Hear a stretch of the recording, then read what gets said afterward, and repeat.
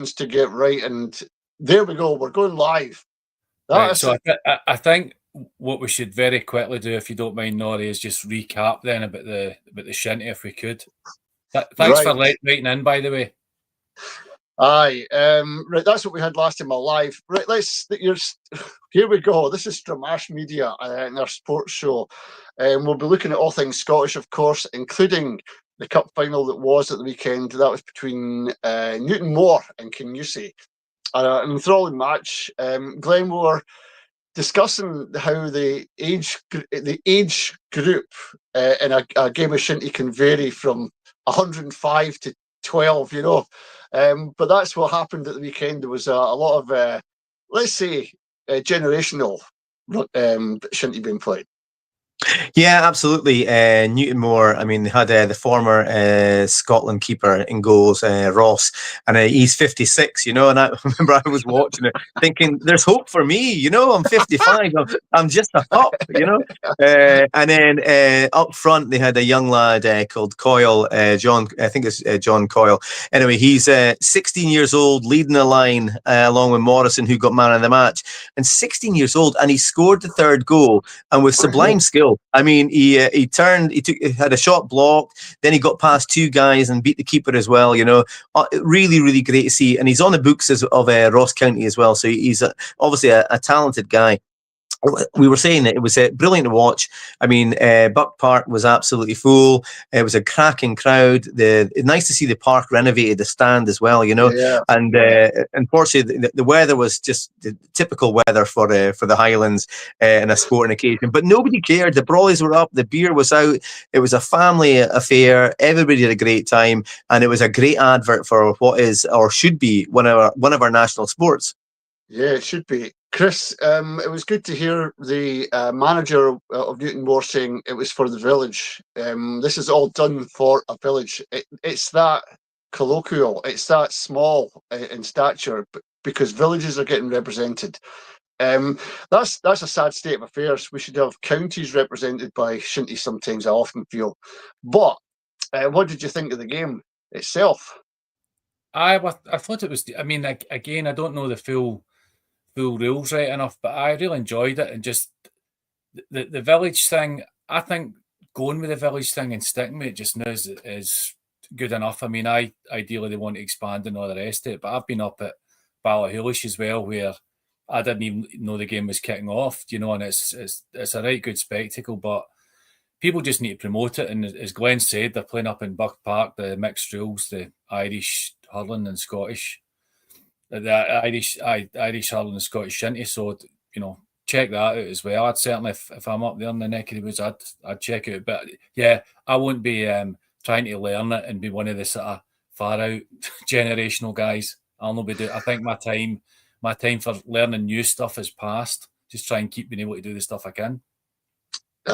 Well, Glenn, I was speaking to my nephew, Ian Hunter, plays for Bewley, and reminiscing about my time playing shinty, where we had no helmets, and it was you just come out the pub onto the pitch. It's a bit more professional. The athletes, these guys are incredible, and do you know this? I don't think, even if I was younger, I would be able to play at that level. Not a shinty. It's that good. It's that amazing, and to watch it is just breathtaking. Yeah, I mean, absolutely. I mean, it still is amateur. Obviously, it's amateur in the sense they don't get paid, or and the way they approach it is more professional. I mean, they're looking to get selected for the annual internationals. You know, I mean, you want to be picking up the league top scorer Morrison, who scored 2. That's what he currently is. I think he's got 28 goals in this season already. Yeah. You know, yeah. and that's, you've got to bear in mind as well in this match. Newtonmore went into this like heavy underdogs. They'd faced Kingussie. Kingussie had, if I recall correctly, they'd won all 4 of the trophies in the previous season. They had just beaten Newtonmore twice, 3-0 in the month before, once in a league and once another cup. And then they got turned over. It was brilliant. It was brilliant to see. Anori, but your suggestion about the going to like counties or whatever. Can you imagine? I think there's only about 5 miles between Kingussie and Newtonmore. Nobody else would win anything if those two combined. I know. I know, but there is. It would bring more people into it because at Bewley there's Lovett and there's another team as well. I can't remember offhand, but if they all got together, I mean, Bewley also nearly beat Newton Moore in a game that I was watching. It was that close. It's tight. It just seems though, Glenn, that Newton Moore and Kingussie, they smell the Camera Cup sometimes. You know, they just get into position. Don't forget Fort William. I've been there as well. And other teams apart from the two big ones that we think of in Shinty. But yeah, amazing game. And every week there's a Bewley home game, and I'm lucky because I stay in Drum because Glenuckert play just down the road. I can get sometimes one or the other matches, and I just go down, and it's a great afternoon. It really is. Anyway, you're lucky to have that on your doorstep. It's fantastic. It's what you make of what you've got. I think when I was down in Hamilton, I used to go to Fir Park and I'd go to New Douglas to get the football. There's no shinty down there, but you make what you've got where you are. Go out and find sport. If you can't play it, go at least to support a local team at Summit, whatever sport you prefer. Moving on from that though, where there's a big, huge stooshy going on right now in Scottish football, and it's about the refereeing. And it's hampering the smaller clubs. David Martindale was livid against Dundee.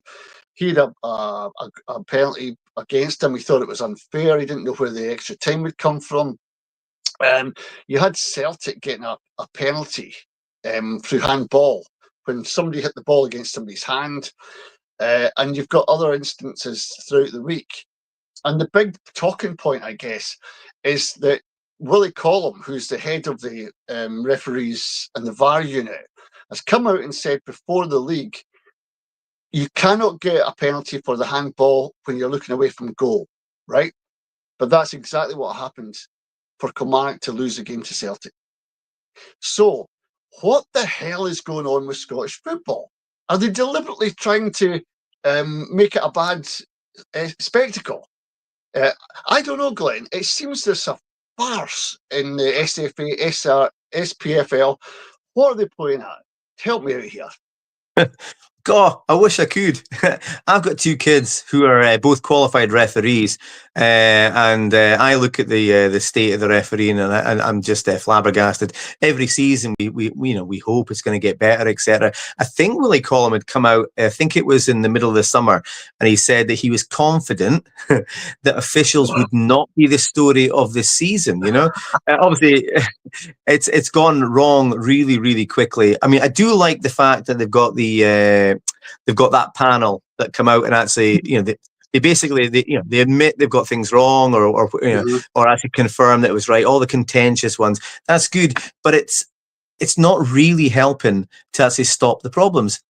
If I recall correctly as well, Willie Collum called in experts from the aviation industry to actually just to actually take the people that sit in the VAR room through various scenarios. Because they thought cockpit training, because all the high pressure if you're flying a plane or whatever. And I thought this sounds completely bizarre, but I'll hold back just in case it works. Well, it clearly hasn't worked.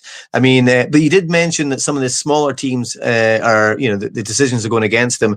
But if you look at the Rangers Hearts game, quite the opposite as well. It's unless you're now saying that Rangers are a small team, and I could go along with that, as they're sitting in 11th in the league, and Hearts are top of the league. But I mean, if you look at it, Lawrence Shanklin's first goal against them in the build up to the play, it hits his hand. Right. And so the VAR panel came out and they said afterwards that shouldn't have stood. And then there was the Rangers equaliser that wasn't an equaliser. And they said they were adjudged that there was actually a foul on the goalkeeper. I watched that. That's not a foul on the goalkeeper. Hearts should have put somebody in to protect them. The keeper actually shoves the Rangers player away. The guy can stand in front of him if he wants. Right. That is not. There's no golden rule whereby keepers have a path to the ball. So that's a mistake by Hearts, and that goal should have stood. I mean, they actually. It's bizarre. The panel came out and said that the young lad for Hearts, Harry, can't remember his surname. When he went down in the box, they said that goal was correct. Although I've watched that time and time again. I keep thinking there's no contact there. But anyway, it's there's lots of contentious talking points. They are, again, the talking point of the season. The VAR, the goals are being given, penalties are being given late on games, etc., for handball when you think it shouldn't be. It's fairly terrible. Well, well said, Glenn. Chris, there's managers on jobs in the line on results, and referees are not helping them by giving these decisions against them. Well, my personal opinion is that anything that interrupts the flow of a game, there has to be a really, really good reason for it to be there. And at the minute, I'm not seeing it, to be honest. I mean, the two, I'm no bleeding heart for Sevco, but those two decisions were absolutely shocking. The handball, funnily enough, ironically enough, was one of the most blatant ones you could see, and they just get the wrong rub of the green. And I mean, it's an obvious point, but I'll make it anyway, that the weird teams probably will get more, certainly, defensive decisions against them, because they'll be defending a bit more. But the penalty Celtic got, again, a joke. And for me, I think Kettlewell, he's set out his stall now, and he's more or less saying to the SFA or whatever, we're due something now. That's what he's saying, because he's putting the marker out there like most good centre forwards or whatever do with the ref if 2 or 3 things have happened. But for me, I wouldn't even, as a manager, I wouldn't even waste 1 single second trying to teach the boys about what handball is. Honestly, I just, it's pointless. Nobody knows. Absolutely nobody knows. So just go out there, play, and we keep saying it about Roy Keane, running, a defender running out with the 2 arms behind his back, Houdini style. It's just totally unnatural. Well, exactly that. And that's, ironically enough, that's the word that they say, an unnatural position. And you're like, well, if you're running it as if you're zipped up at the back, then and it just, again, it takes away. Well, I suppose it adds to the spectacle because it's like a pantomime. Oh no, it isn't. Yeah. I wouldn't, honestly, I would agree with Glenn in that it's good that they've opened it up to a panel and that retrospectively they're analysing it, but there's far too much analysis, I think, going on in the game. It breaks it up, it causes more controversy, it costs more money that's obviously not getting put into facilities, training, and all the rest of it. But the big guys did it, so we have to do it. But at the moment, it's causing more harm than it's doing good, I believe. But for what that's worth.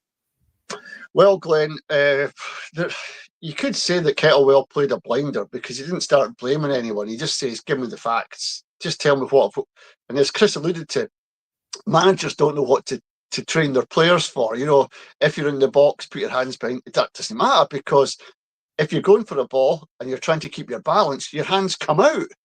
And if the ball hits you when you're trying to keep your balance, it's a penalty against you. As an Aberdeen fan, I've seen so many decisions going against my team, especially when we're playing Rangers, and I always thought there's something going on. But over the last week, even Rangers are getting it. You know what I mean?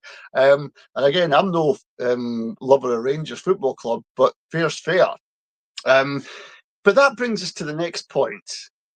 What is Scottish football doing right? How come the crowds are massive in Scotland compared to the rest of Europe if we're getting that shoddy treatment from referees? What's behind that?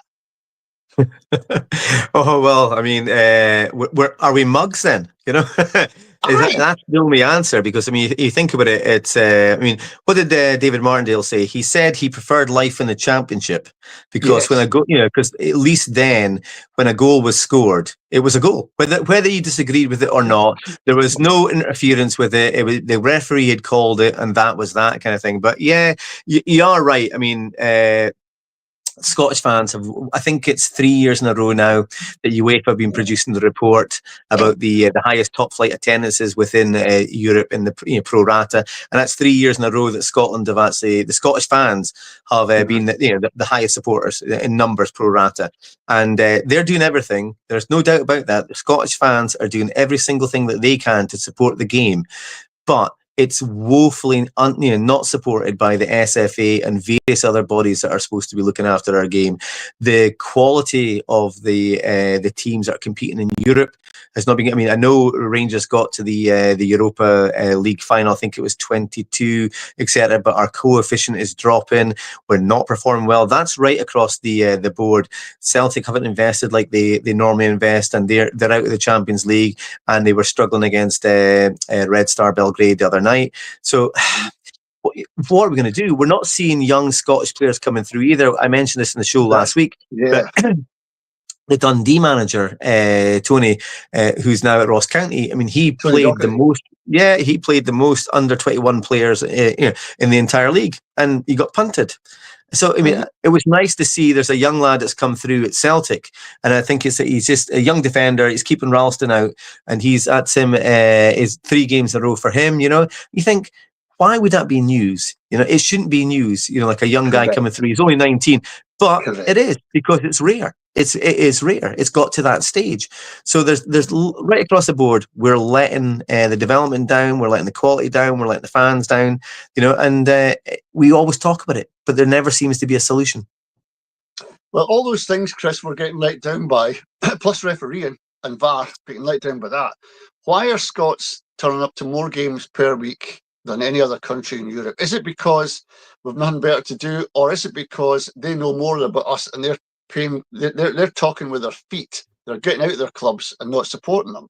Or is it because we haven't got the television deals that they have in other countries, and so we're made to go and watch football because can I see it properly on telly?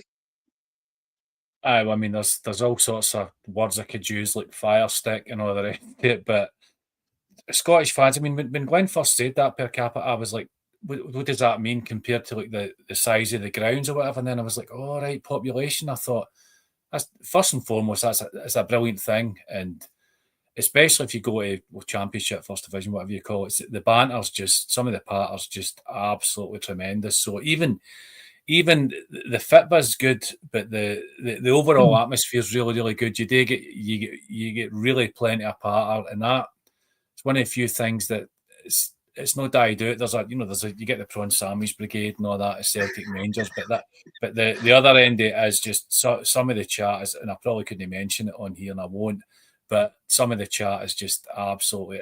I mean, I remember one time I was watching it, and the ball went into the crowd, and this big fat baldy guy just rose up and he did it back in. Do you know what I mean? He's like, like 220 decks fell out his hand. He was just that fit, and that's the sort of thing that. You can call it slapstick or pantomime, but the overall atmosphere still has, everybody's getting scared to offend, this, that, and whatever. But if you go to these FITBA matches, generally you'll find that there's a good bit of, what would I say, tolerably offensive stuff going on to a level that it's all right. So it's just a great day out, to be honest. Well, I remember, Glenn, being at Fir Park at a game, and I saw a grandfather, a father, and a son, all 3 of them in their Motherwell kit, going to the match. Now they could have supported Celtic or Rangers, but a lot of people do down there, but they didn't. They stuck to their club, and I just thought, it doesn't matter what team in Scotland. We're all the same. We're all fans of a club, and so. I think that's the great thing about Motherwell beating Aberdeen in the Cup, for me anyway. It was just because the memories I've got of Fir Park are good ones. No trouble, no sectarianism, just there for the football, the pie and the bovril, the banter, as Chris says. Nothing more than that. And Motherwell got beat the day I was watching them. No trouble. Just walked out, discussing the match, everybody's going home. It's that peace and joy for 90-odd minutes at a football match that calms us all down, apart from the Old Firm, because I think that's different. But isn't that the special thing we've got in Scottish football? I would agree with some of the things you said there. I mean, I don't know about the calm and joy. I mean, I often leave Pataudry, and calm is not the word that I am. But I know what you mean. There's no trouble. Can I just explain what I meant there, Glenn? Yeah. When you're a team like Motherwell at that point, where to win games wasn't a big, it wasn't a regular occurrence. They're always down the bottom. People were just resigned to the fact that if they played well, if they hit the bar, if they hit the post, if their goalie made a few saves, but he still got beat, you were quite happy because you've seen a good match. And that's where the happiness and stuff comes from, not the end result. Yeah, no, I know what you mean. Look, I think we are football daft. It is our national sport, and whether it's your local team or some, obviously some fans travel further away, etc. The desire to be involved in our national game is really, really high. I mean, I know Chris was saying, I mentioned per capita and all that kind of stuff, and that's quite impressive. I mean, it is actually the nearest country to us is like 70% lower than us. That's Portugal. That's quite stunning. But not even that. Even for such a small country, if you take the average league attendance, right? So that's not per capita. So that's against France, Germany, Italy, Spain. Our average attendance right across the board is 17,500. It's the 7th highest in Europe. I know. Regardless of the size of the country, it's phenomenal. And I think lots of people get different things from the football. So you were saying about the joy of experiencing a really good game, etc. But there's camaraderie. You meet the same, people. They don't even know each other, but the season ticket holders sit there every week and just chat away to each other, and then they'll see themselves see each other again in a fortnight. There's routines. Fathers and sons and daughters go along, and they'll go for a wee drink before and after, kind of thing. It's something that families do. There's so many interactions there. It's a fabric of our society, and it would be a lot better if the quality was better, but it's still really interwoven into our bones, basically. Yeah, well, there's a lot of fan involvement with the club at Motherwell. Remember that, and that's maybe partly why. Getting to the football, Chris, Glenn, you said the fans go for a beer and all the rest of it. I think the three of us went for a beer, didn't we? Before we went to the game. Yeah, it was yourself, myself, and David, wasn't it? Yeah. David, sorry, it wasn't you, Chris. Sorry, it was Dave, and we had a great time in there. It was the football was good, and I tell you what, the other thing was the state of the pitch. Now we always go on about these plastic pitches and why clubs need to use them, but how come Motherwell have got one of the best pitches ever? It was absolutely golden green, beautiful. It would be amazing to play in that, and the football was good. How do they do it and other clubs can't do it? Chris? Well, great groundsman, but knows his stuff. Essentially, these guys need to invest a lot of money and time. So it's time and money, and obviously the guy they've got is better than most, but it's, you'd think a bit of grass in Scotland, it should be easy enough to grow, but these things there's a science to it. There absolutely is, and so there should be, just to get it. You want it to be as natural as possible, but to withstand the rigours of a February match. So right. Again, maybe the guy, at Motherwell should go on a wee mini lecture, because if he's doing well, and I'm for Hamilton, so yeah, the weather's great tonight, but as a rule, it's not really that good. So yeah, I mean, bottle whatever that guy's got, and I mean physically bottle it, because it's time and money, but on the back of the expertise, which is a lifetime's really, but it is a science. So I think it should be both experience, science, and putting money in. Because I mean, Glenn was complaining about we want a bit better quality. Well, that's one of the best things you can do, is the better the surface, the flair players can shine. They're not negotiating a pitch, they're negotiating a chest high tackle, really. I know. Getting back, Glenn, can we get the first question? Yeah, absolutely. Yeah. All right. Okay, here we go. Who is the only Scotsman to score a hat-trick in the Bundesliga? Is it Ollie? Is it Ollie? I thought I'd start with an easy one, kind of thing. The forgotten man of Scottish football. I know. He's honestly, the guy has went for so many millions. I mean, he transferred from Nottingham Forest years ago for about 18 million to the Bundesliga, and he's moved around. He's been at West Brom, Celtic, etc.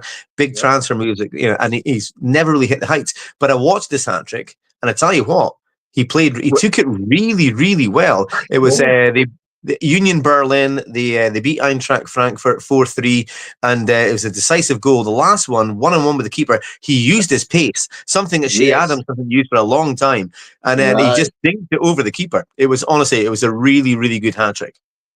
Yeah, I thought, Chris, that Steve Clark should have had his scouts out looking for every Scottish player out there that was playing well. And this isn't just a flash in the pan for Ollie Burke. He's been playing well for a long time, but he's not got a sniff of getting into the Scotland team. He is, but I mean, Glenn mentioned the forgotten man. Sometimes he goes that fast, he forgets the ball. To be honest, he's just a blistering pace. And just back to your point about Shea Adams, I wish he would use Ollie Burke's pace, to be honest. That might get him moving. But he's... I don't know what history will say about him. He can blow off you hot and cold, but I thought he was going to be the Messiah, to be honest. Yeah. But if you're doing it at a decent level in Germany, you really should be in the plans. But maybe they've had a private conversation. I don't know. I can't really speculate on that. But you would.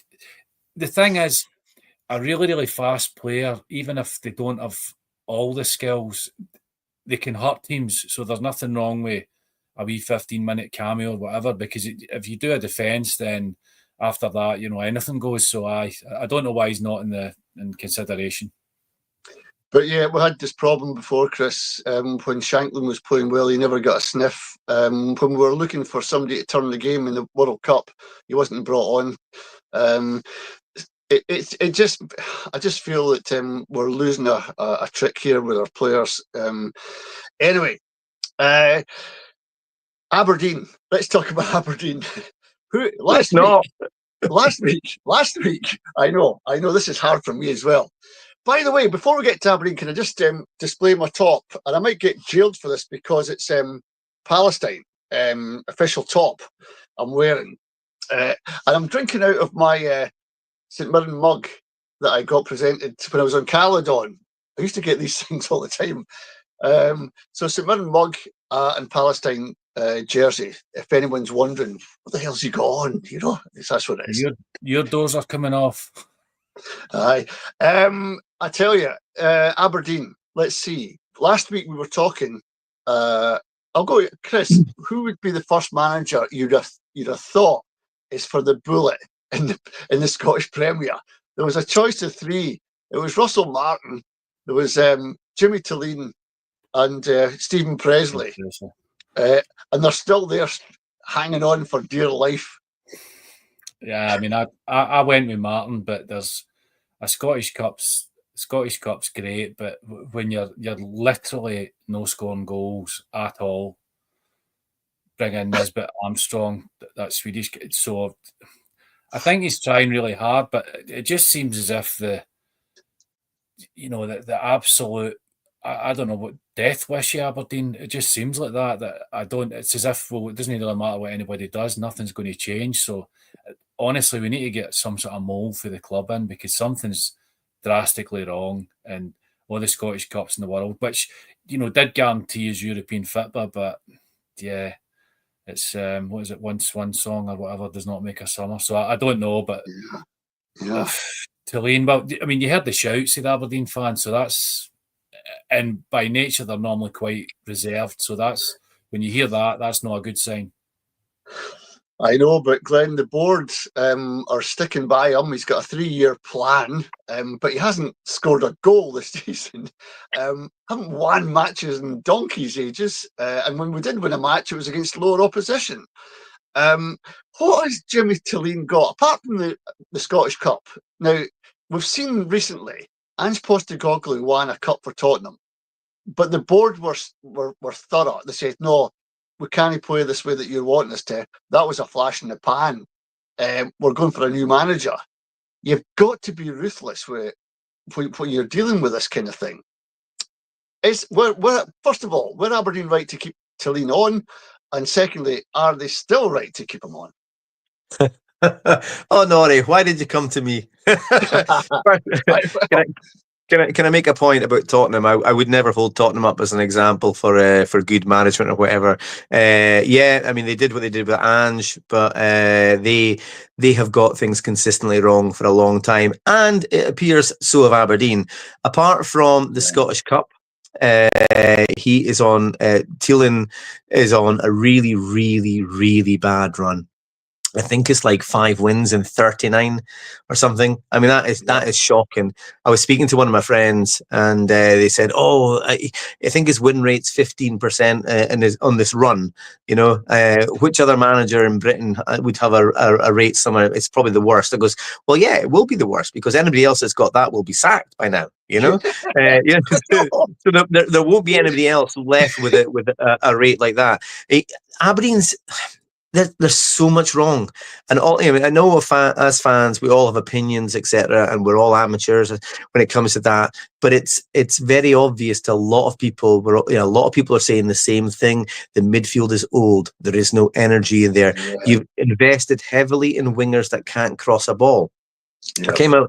I was down there playing foot golf at Brechin, and the guy that runs the pro shop there, he's an Aberdeen fan, and he's hanging on with Thielen. He thinks he's still got it. I'm finding this about 50-50. But what he said the game against Livingston.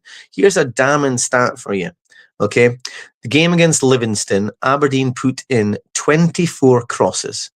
Of those 24 crosses, 2 found Aberdeen players, and that wasn't for Aberdeen players not being in the box. It's the quality of the crosses. Now, you have spent very, very heavily on wingers. You've got the boy, I know he's on loan, but you've got the boy Carlson, who was once worth 11 million euros. You know, you've got the Australian Player of the Year, Milanovic, and I think he's coming for an excess of I think about $1 million. You've got Topi Keskinen, and he was about $1 million as well. These are seasoned pros. Milanovic is a bit young, but he's been doing the business, and when he was playing in the A-League, I think he scored 12 and set up 6. You know, since he's came here, he looks like a shadow of that kind of player. How are all these players misfiring? It has to come down to tactics and preparation. Yes, and I don't know, Glenn. Chris, when you've got those players, there can only be one culprit in all this, because you've amassed players that you've picked yourself. You've chosen to play for this team. You're going to manage them, and he comes on and in front of the media and says the same things every time. But the last couple of games, he started to blame the players. They've got to learn the ABC of playing football. Look about you. You know, that's a given for a professional. You know, Jimmy, you're so quiet in the touchlines. You've got Peter Levine shouting the orders for you. It's obvious it's not working at Aberdeen for this guy. Well, it's not. I mean, the league doesn't lie. When you're below Rangers in the league, you know there's something wrong. So, But is it the fact that we've only started this season, and if Aberdeen won a game, they'd be right off the bottom and maybe in the mid of the table?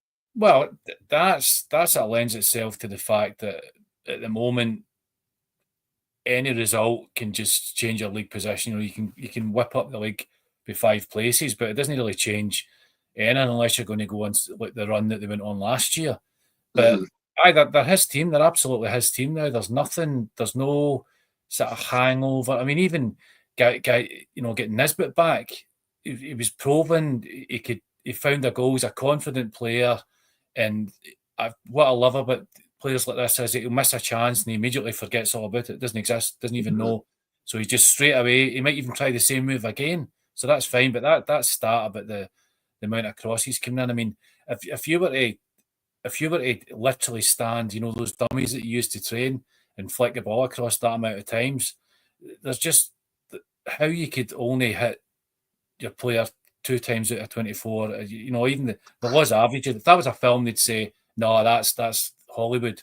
So, you've either got to say the crosses are all hellish or the players aren't making the right movement. Either way, the ball doesn't end up in the net. So, whether they get a win this weekend or whatever, it doesn't really change anything. And I'm this old brigade. I love managers that shout and don't feign passion, but genuinely show it. But I'm also understand that the game's changed and some, the quiet man, that's fine as well. But no, when you're at the bottom of the league, absolutely not. And just quickly, some of those in the Europa qualifying, it was like, it's a knockout. Players not even talking to each other. I mean, regardless of what skill level you've got, I can talk to somebody. I can see something happening and go.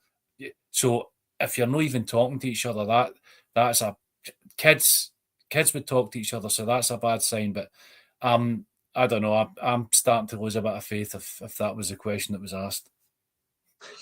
Indeed. Glenn, we're ready for our second question. Yeah, we certainly are. Okay, hopefully this one's a little bit harder for you guys. No, yeah. Okay, but here we go. What was extra special about Scotland midfielder Billy Gilmour's opening goal for Napoli as they beat Pisa 3-2 earlier this week? What was special about it? What was extra special? Extra special. It bounced off the Leaning Tower of Pisa and went in. No, did he head it? Because he's a wee guy. Did he head it? No. So there must be an event. Did Scott McTominay give an assist and he got the goal and he assisted the last two? Extra special about the goal. Yeah, they won them the game. A personal thing for Billy. Oh, right. Did he reach 100 goals or 100 a landmark amount of goals or games for would be 100 for Napoli yet? Is it his first goal? He scored for Scotland. Remember, he scored for Scotland. Aye, but his first goal for a club. It is. Nori, his first ever senior goal.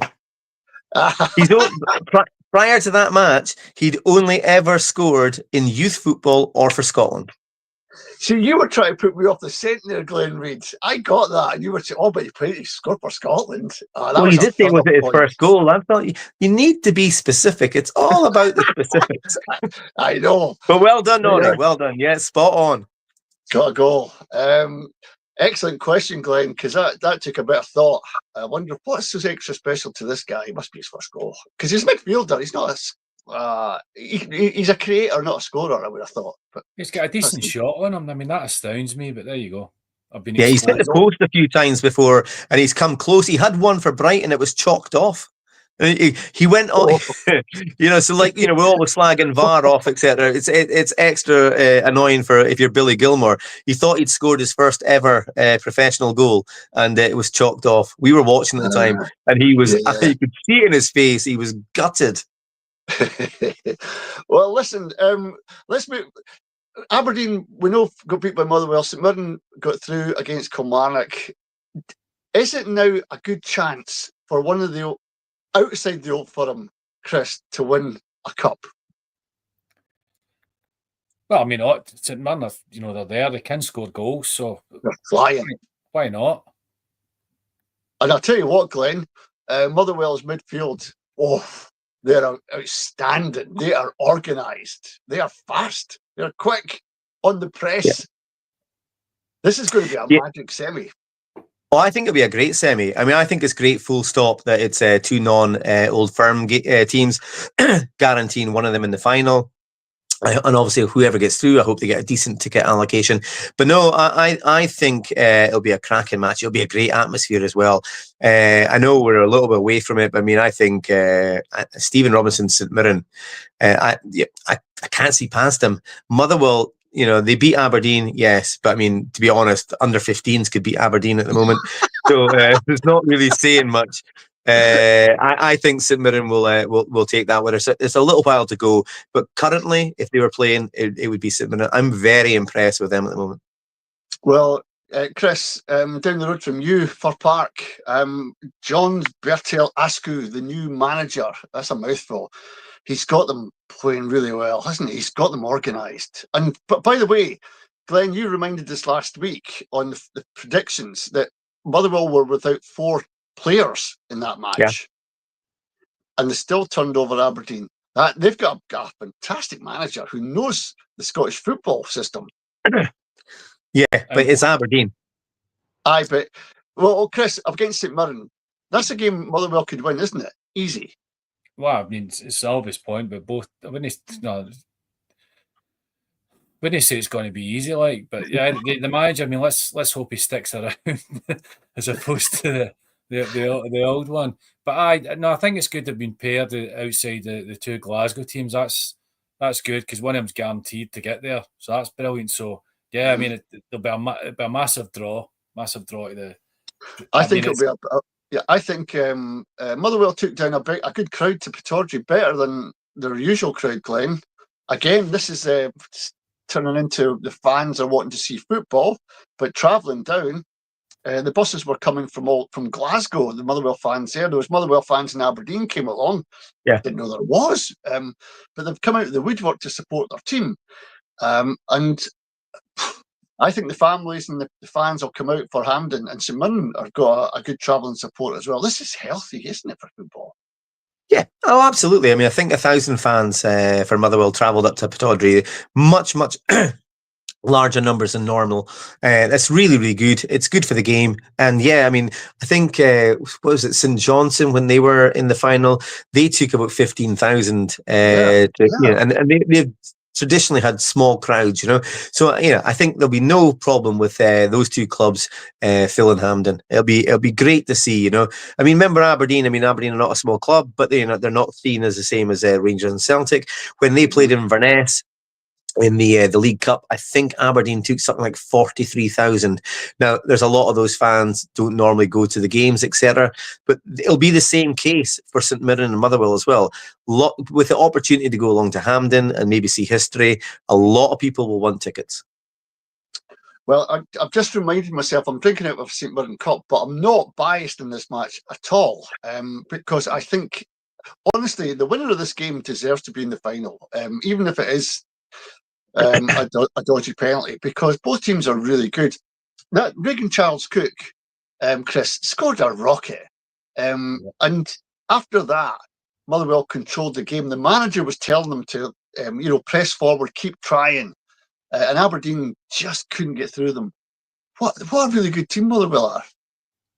Well, they're just a better team on the day. They just wanted it more. And back to the sort of quiet man on the side of the pitch. I mean, it must explode at some point. You're hoping to see some sort of Vesuvius at the side, because they're on the way at the cup, and it's like, well, just throw caution to the wind, get some howitzers on. But no, they just faded out the game, and Motherwell, rightly so, deserve to be there. And I think the fact that obviously it's a fairly local for both sets of fans, so as Glenn said, it'll be mobbed. But Aberdeen, it's beating Morton and all that, you're thinking here's the false dawn, and then against Livy. So yeah, it's not as if that they're playing the best teams in the league, or who you would consider the best teams in the league. They've played Celtic, Hearts, Falkirk, Livy.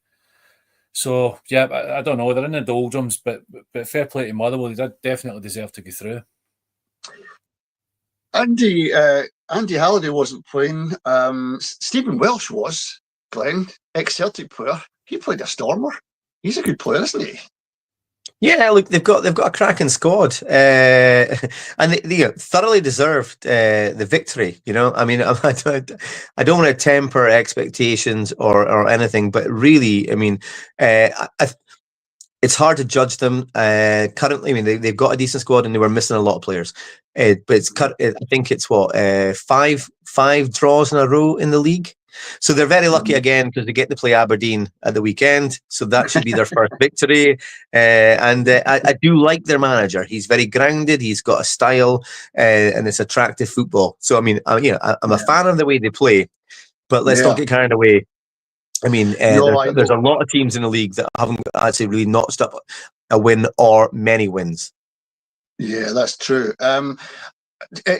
In terms of St Mirren, let's go over some of their players. Gogic is Chrissy's playing out of his skin, the bald-headed Cypriot. How does Stephen Robinson do it?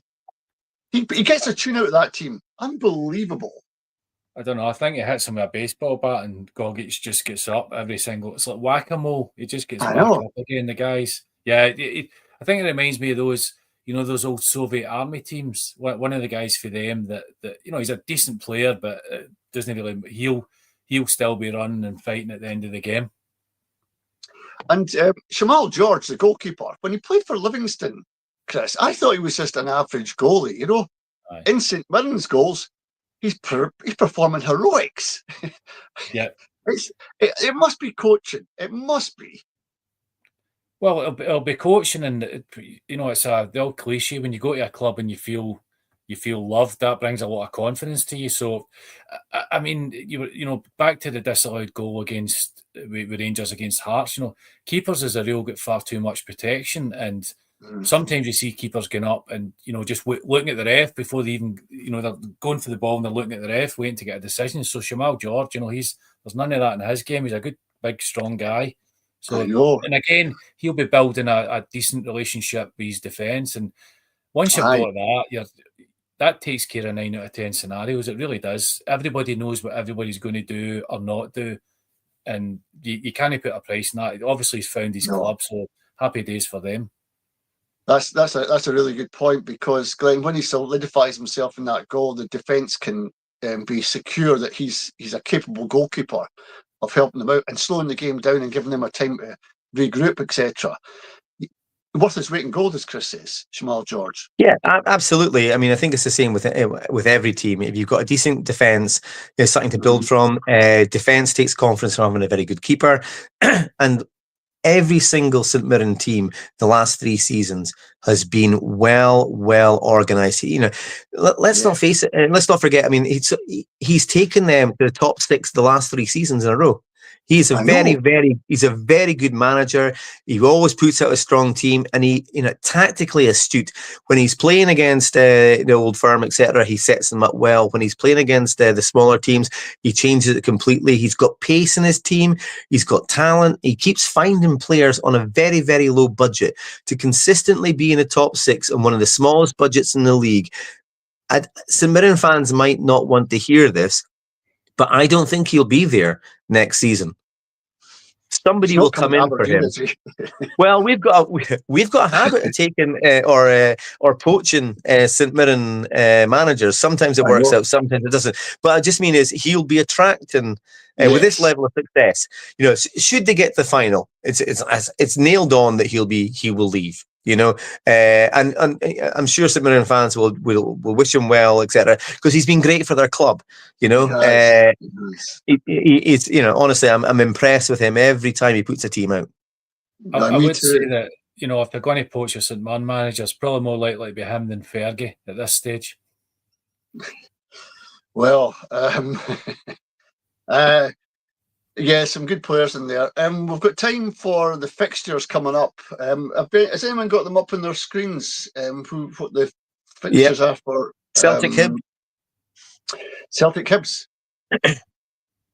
Glenn, what do you reckon? Celtic, you just get the feeling they're in the doldrums right now. Well, oddly enough, I think they're starting to turn. They've just done enough. They're still top of the league, and they've done enough to be there, kind of thing. They're not playing brilliantly, okay, but they ground out a point against Red Star Belgrade last night. They've got a couple of players that are just starting to click now. The guy that played for Leicester, I can't pronounce his surname. Inichiro. What's his name? The guy, he scored anyway. I mean, it's shocking that I can't do that, and I should have prepared better for that. But, he looks like, he might just be starting to click as well, and they need him because Maeda he's a shadow himself. But they've got the other guy they signed in the summer, Nygren, is just starting to, click as well. He put in a very good performance. The young lad, Colby Donovan, he's nailing on his position in the team. I think the signs for Celtic are that they might be turning the corner, and they're up against Hibs. I like Hibs as an attractive team, as far as the football's concerned. But they 4 draws in a row. They lost. Yeah, I really in last week's show I thought they had a really good chance to turn over Rangers at Ibrox. They didn't really show up. I mean that Raskin played for Rangers, and I'd been saying that he'd missed the previous 2, and he was a big difference there. But they've got talented players like Kieran Bowie, etc. But I just think they'll be playing Celtic at the wrong time. Hibs have only got the 1 win. They're playing okay, but no, I think Celtic could go up a gear or two, and they will beat. They will beat. I think they'll beat Hibs. Chris, have you anything to add to that? Not really add to I mean, Celtic have been blooded in Europe now in the the Europa League, so I think they'll come back for that. People could say, well, is it going to be a European hangover? Mm-hmm. I don't think so. I just think they've got too much, to be honest. That's Tanecki. I mean, you didn't even mention Tanecki, so that guy, again, only after 3 games, but he looks like an absolute pile driver. So no, I think Celtic will have too much, and obviously the defeat against Rangers will have knocked Hibs a wee bit, but I think they'll be absolutely flying. It's just maybe a game that they're not going to win, but I don't think they'll read too much into it. So yeah, Celtic win. Do you think it'll be a big win? How big? Do you think they'll do a turn in Hibs? No, 2-0 Celtic, I would guess. 2-0. You same, Glenn? I'm going 2-0, yeah. I'm going 1-1. I think there's life in this Hibs team yet. I'm not agreeing too much about Celtic turning the corner. They've got a lot of players to gel together, and I don't think they're doing it yet. They've missed Kuhn badly, and in that position, I think they're struggling to work the ball forward. My opinion, and I think Hibs on their day, if they turn up, could get a draw out of this. Dundee United, Kilmarnock. This is a cracker. Both teams are playing really good football. Although Dundee United, Chris, don't have a Scottish player in their team. Yeah, but the ball doesn't know that. So, yeah. I mean, when you think of it, Neri, Bannon, Milnes, Sturrock. I mean, these are just the guys I can remember. Yeah. The goalie, what was his name? Big Hamish. What was his name? McAlpine taking on Europe, unbeaten against Barca. So, yeah, but I mean, look, they've got to win games, and I'm sure that if they get any sort of level of comfort in the league, then they can start blooding the youngsters. I don't agree with the no Scottish youngsters, but yeah, I think Dundee United are coming on to a game, to be honest. And Kilmarnock, away from home, real grass. So I fancy Dundee United. Maybe they'll bring on, I don't know. So maybe a Kilmarnock OG so that they get a Scottish guy in the score sheet. Maybe I don't know. So what I think so. Yeah, Dundee United 1-0. I'll say 1-0. I think it'll be a tight game as well, Glenn. But Dundee United are making Tannadice a fortress, aren't they? You come there and you're going to get high pressing. They're going to be on you. They're fit guys. Jim Goodwin was a bit worried. He says he might be on the backlash of an Aberdeen defeat because they've got a good team, etc. Rolled over us. They're a good team. I take Dundee United to win this one. I'm always worried when we all agree because I'm also going for Dundee United, and I think it'll be relatively straightforward. So they didn't have to work too hard for their victory against Aberdeen, but they've got Ivan Dolček, the top scorer in the Premier League. He's got 5 goals and 5. He's got an assist in there as well. He always gets his goals from set pieces. I mean, 3 are from throw-ins, 1's from a direct free kick, etc. Mm-hmm. I think he's going to pose a big threat to them. And look, since 2002, here's a damning stat for you. United have only lost 3 of their past 26 matches to Killie in the top flight. And Killie have only won 1 of their past 15 away games in the Premier League. Drew 4, lost 10. I think it's 2-0 to Dundee United. They're on a roll. They're going well, and I've been very anti Jim Goodwin in the past. I think he's put together a very good team, despite the fact there's no Scottish players in it. Maybe that's why they're doing well. Maybe that's why they're doing well, indeed. Who knows? I'm going to 2-0 Dundee United win on that one, definitely. Hearts Falkirk. Are Falkirk struggling a wee bit, Chris? Hearts still flying. Derek McInnes got them ticking over nicely. It looks like a Hearts win for me in this one. What about you? Well, I would temper that, I suppose, and say that they've only really beaten Aberdeen. So who you reeling out there, to be honest? But I mean, Hearts have started like Aberdeen, I suppose you could say. So they're going well, and Shankland's finally. I mean, I think it took a lot of character for him, but he was always he was always there and thereabouts, even though the goals weren't coming, and he didn't get his transfer that he probably wanted. But you've got a finite career, you got on with it, and it's a club he obviously likes. So yeah, there's plenty of goals in them. But no, I fancy Falkirk to upset them. We won each draw.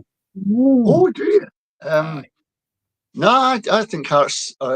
You've got a bit of momentum going, Glenn. It's at home for them, and I think Falkirk will struggle with the crowd, the atmosphere, and the pressure, and Shankland as well. What do you think? I don't know whether they'll struggle with the pressure. I mean, I think McGlynn's a really good manager. If anybody in the league knows Hearts well, it's him. He was, if I remember rightly, he was in charge of Hearts twice in the Romanov era. I think he was the assistant manager, and Romanov kept on sacking managers, so he was in charge twice. I don't think it'll be a happy homecoming. I mean, Falkirk, they did quite well against Hibs. They came back from being 2-0 down. They're very competitive, and I mean they matched Hibs, like in all departments: possessions, shots on target, etc., even fouls, all that kind of stuff. He'll set them up well, but I just get a feeling that McInnes and his players look like they have a belief that they can probably win almost any game. They got a great result against Rangers, a bit controversial. I mean, whether they should have deserved it or not, with like the handball from Shankland and all that. But they still won. They went to Ibrox and they won. And I think they'll have too much for Falkirk. I'm going to go 2-1 Hearts. Well, key points. Derek McInnes, he's been speaking to the media. He's saying that there's a real togetherness with the team. Right back, Christian Borgkrivinic, who's been sidelined since the Premiership opening day, is coming back. Frankie Kent and Agu remain out, and Craig Gordon's still out. But he's not averse to changing a winning team, he says. So he knows the players he's got, and I think he's got... Derek McInnes is a good manager, He knows how to win games. I think he'll win this one 2-0. Easy peasy. Next one. What's the next game? St Mirren Dundee. I fear for Dundee. Chris, how do you think this one's going to work out? Well, I think St Mirren are probably the slightly stronger team. So they're at home, so I'm going to nail my colours and go 2-0 St Mirren. Oh, no messing. No. Dundee, Stephen Presley, Glenn, he doesn't come across as a very engaging person. He speaks quite quietly and solemnly. He doesn't... I find it difficult, if I was a player, to be inspired by that kind of manager. I don't know why. There's just something about him. And he needs a haircut as well. Maybe I'm old school. Is he a good manager, though? Can he get something out of this game? Well, look, they could sell tapes of him like to cure insomnia. But he's, as far as whether he's a good manager, I'm not sure. They got a win against Livy, and look, it all for me, Dundee. It depends on Cameron Congreve. Okay, so look, he came up 2 matches ago, came off the bench, played really well. Last match against Livy, he set 2 up. So he'll start. If he's on form, then I think Dundee have got a chance, but they will struggle to find the same opportunities against St Mirren that they did against Livingston. I still think that Stephen Robinson's team they'll set up well. They'll know where the danger's coming from, etc. They're very porous at the back, Dundee, and I think St Mirren's pace will hurt them. I can't see being anything else than a St Mirren win, but I'm probably going to go 2-1 to St Mirren. Do you know this? I think Dundee are due something. And if Simon Murray, I'm not sure if he's playing at the weekend, but he's a talisman for them. If he can find a bit of form, I think the team that Stephen Press is trying to put together is coming together. Whether it'll be enough to get in the top 6 or whatever, I don't know. But I think he's on the way up a bit. Is it enough to beat St Mirren? I'll give him the benefit of the doubt. I'm going for a draw. I'm going for a 1-0 draw. Because I think he needs it. And I think prove me wrong, Stephen Presley, prove that you are an inspirational manager. Get a tune out of this team. And I think he can. Chris, what did you say about this one? I just went straight in for 2-0 St Mirren. No, I know much. No much. The last game. What's the last game? There's still two. We've got Motherwell Aberdeen, and there's also the Rangers game. That's not on Saturday, is it? That's No, it's Sunday. Yeah. That Motherwell Aberdeen.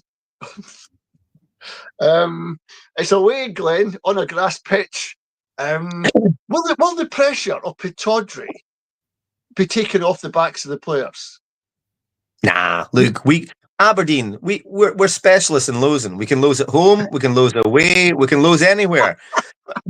Look, Jens Berthel. I mean, he's come out and said that they'll need to play a lot better if they're going to get a similar outcome. E.g., beat Aberdeen. Aberdeen are a better team than they showed. Aberdeen are desperate to win, and they're difficult to play against. I mean, they're not difficult to play against. He's, I like him as a manager, but honestly, some of this stuff, it's like, yeah, look, we will set up. Everybody knows we will set up exactly the same way as we did last time. We are very predictable. We have the same feelings that we had, the week before. I think, and I hate saying this, this will be an easy win for Motherwell. Yemi Thielen said that he thought the club had hit rock bottom.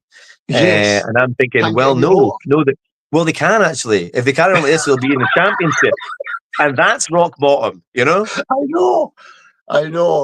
We have the lowest. We have the lowest number of shots on target in the entire league. 23%. We've expected goals of 6. We scored none. I can't see it changing. I think actually, to be fair, look, Motherwell will win. We might get our first goal. You know what this reminds me of? I don't know. Eb Skovdal. We were when we started the season. I think it was the 7th game into the season. We scored our first goal in the league, and it was against Dundee United, and it was Andy Dow. And I remember I was at I only remember this because I was at my brother's wedding and had my radio on, and and so did many others. We scored, and all the Aberdeen fans went like slightly like mad, but like kept it down because we're at a wedding. We're thinking, that's it. This is it. This kickstarts our season, but we lost 2-1. It's got echoes of that. We have another Scandinavian manager, a team that can't score. We're well into the season. This our 6th game might be the one we score, but we will not win. I'm hoping that Leighton Clarkson gets a game, because Jimmy Tilleen mysteriously said he's saving him for this game. It's a cup game. You need your strongest team. And I think Leighton Clarkson's a really good midfielder. Creative, goes forward, creates chances. He wasn't in. So you'll be in for this game against Motherwell, Chris, on Saturday. But Motherwell have played Aberdeen away and they've beat us. What's to say they can't beat us at home? Well, absolutely nothing. I mean, when you think about it, Skovdal was he smoked 50 a day, and even he was able to shout louder for the touchline than Tilleen. So Aberdeen players have had time to bed in now. So this is a team that Tilleen picked, and the new boys, they've been there for a bit. So yeah, this is how sad it's getting. Even if they won, I wouldn't be talking about green shoots or anything, but I think they might scrape a draw, but nothing's changed as far as I can see. So let's go 0-0. A 0-0. I can't see that, Chris. I think Motherwell with this Charles Cook, this guy he's got a foot on him, Glenn. He gets into positions, he makes space for himself against a porous Aberdeen defence. I can't help but think Motherwell will get a couple of goals against us. Yep. And after the game, I'm not sure if Jimmy Tilleen will be sacked. This is what really worries me. Because Peter Levine in the background should have a free rein at this team, because he knows them and he's a tactician and he's a good coach. And why he's not getting the chance, I don't know. Maybe Jimmy Tilleen's got something in Cormac that he'll reveal to the press if he gets sacked. I don't know. But being an Aberdeen fan right now is torture. You don't know who's going to play. You don't know why he's playing them. You don't know who's on the bench. You never know when he's going to make a substitution. It's impossible to second guess James Tilleen. It's time for him to go, surely. You're Aberdeen fans. All right, okay. So yeah, no, look, I'm now of the opinion. I think yeah, he needs to go. I was holding off, thinking, he'll get it right, etc. But I mean, do you know the football analyst JJ Bull? Okay, Aberdeen fan, right? So he watches all the games. I think he writes for the Athletic. Anyway, he says, look, Thielen has all the right ideas and is a good manager, but that's not often enough, because that if it starts going wrong, you can't correct it with tactical changes. It's to do with momentum and inspiring people. Now, I read that, okay, and I thought he's actually kind of nailed it. Do you remember when we last season started off well, League Cup, got momentum and built on it, etc. Okay, but when it went wrong, he could not change it. So the momentum of winning games, the team just did that themselves, kind of thing. Momentum of losing, he could not change it, and we're still on that. We've had a couple of victories in between, but he looks like he's lost, just like the players look like they're lost on the pitch. It's really, as you say, it's torture as an Aberdeen fan. This will be entertaining other fans of clubs no end. What we're going through, kind of thing like it. But still, I can't see what he will do differently. He's only changed his tactics once. We won the cup with it. It worked. But he goes out every week the same way. Everybody knows how to play against him. That's right. There's no changing in the formation. Even the players don't even know. Somebody said to me, Chris, it looks like 11 players playing, not a team. And I think that's exactly what Aberdeen are. They're just 11 players. Yeah, and it's no team. Including the League Cup games, it's 8 games into the season or whatever. Well, in Europe as well, so you're talking about 10. You're probably looking at 10 games. So yeah, I think if not now, then when? Yep. I was watching a podcast last week through Red Tinted Glasses. Have you seen that one? It's a really good podcast. The guys are Aberdeen fanatics, and they were saying on the back, they've given us the best day of our lives winning the cup. And they're saying, keep Jimmy Julian. I'm thinking, no. We've got to move on from the cup. We've got to, people are paying good money to go to a match. They want to see a team play exciting football. We're not getting that. And that's the problem I've got. Yeah. See, our seasons, Hearts and Aberdeen, we're having like mirror seasons of like the two different seasons. So last season, Hearts, Hearts were bottom of the league. I think they gave Naismith 8 games before they made the change. And it actually worked, and you can't wait too long. And now, it's opposite. They're on the same kind of run that we were on, because they built momentum. They did really well last season, towards the end of the season. And we're on a different kind of momentum. And it's okay at the moment. And I think this is what Cormac is thinking. He's looking at the table and thinking, we're only 3 points off the team above us. So that's okay. We've still got time. But the runs that other teams are on, that's not sustainable. Rangers will start winning. Other teams will start winning. And we will be anchored on 1 point. You need to make the change at the right time. I think it's now. I'm really sad. I mean, I don't like saying it, because I actually think he's a very decent guy, and he obviously did well at Elfsborg. And other people said that after the first season at Elfsborg, people wanted to get rid of him as well, and then he built from that.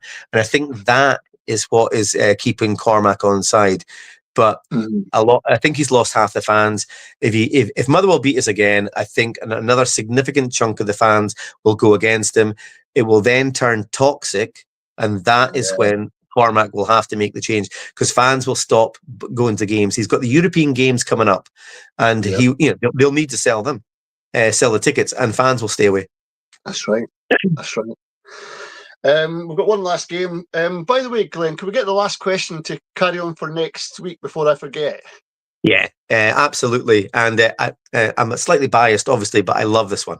Here we go. Dennis Law, famously won the Ballon d'Or in 1964. Oh, right. I was going to say 64. Yeah, but too easy. But which 2 Scots have finished second and third on the list? Joe Jordan.